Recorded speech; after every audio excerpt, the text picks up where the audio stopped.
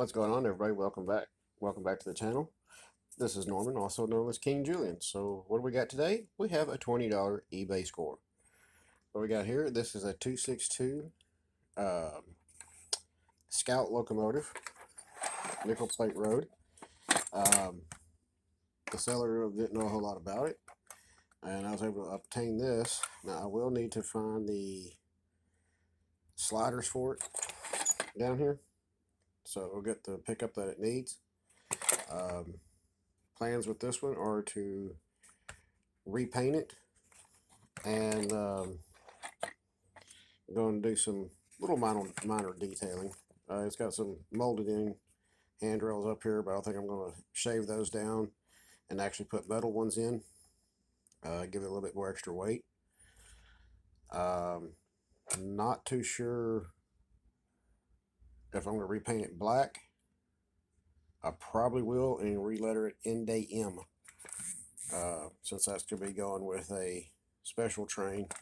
They'll be using pretty much, like little yard switching stuff, and probably modify this front and actually accept a coupler up here in the front. Overall, it's not a bad little thing. Tender's a little light. I want to make some hand railings to go up here, and probably some for right over here, this area. Just do some little minor detail stuff just to clean it up. Of course, there's no smoke unit, nothing like that. I did test it on the power pack, and it does work. But I think it's missing a pin, maybe. I gotta clean her up and oil it and give her some grease. Not bad for a little cheap little Scout locomotive. Then we have this one. Tank cart came with it. It is a Sunoco. It's an early model.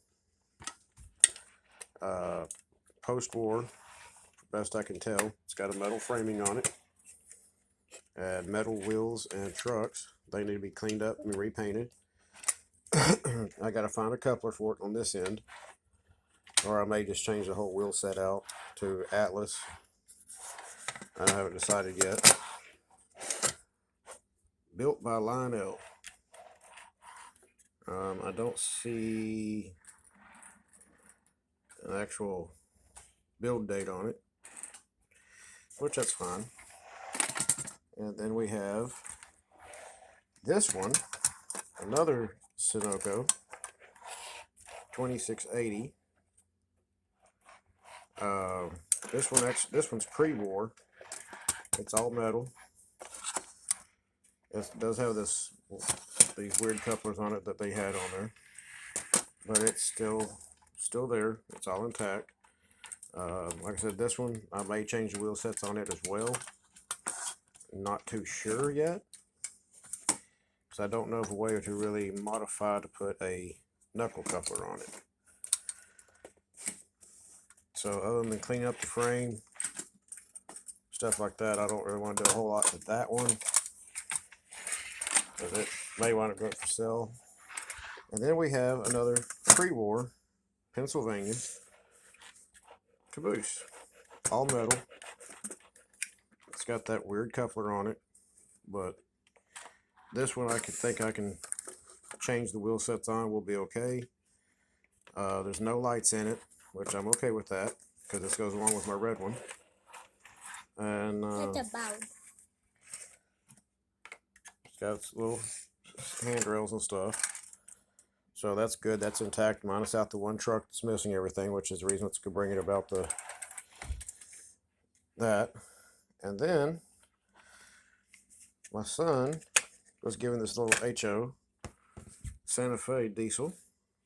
Not sure the brand on it, but it does have that right there on it.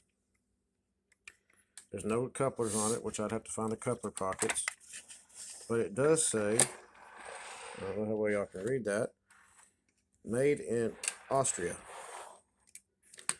So it's kind of interesting. I'm not sure if that's going to be a Tyco, Lifelike, Bowser, Athearn. I'm not really too sure what that brand that is. But we did put power to it. It does light up. Just needs to have some work done to the motor. And I think she'll be running just fine. And my last one, we are revisiting the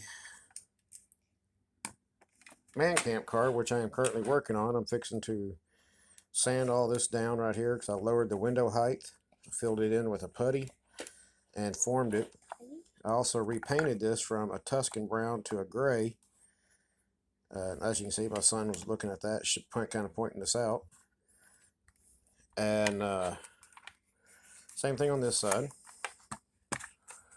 This one I've still got to order a wheel set for, which these are O-scale two rail trucks, so I'll have to change these out.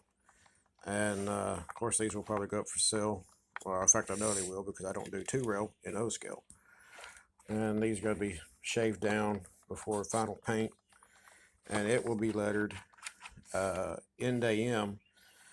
I was going to blank out this whole section right here so I can get the actual End AM lettering to go right here, but I really don't want to do a whole lot of modifications to this car because it is an original hand-built model. Like I said, all this looks ugly right now, but it won't be here shortly. But I'm thinking about hand lettering End AM right here on both sides of it. So if that way it's matched all the way through, get the little stack painted black. And I'm really not going to do a whole lot of changes to it. I'm just leaving it pretty much as the way the man built it, so that it stays looking somewhat original to its original form. And then we'll go from there.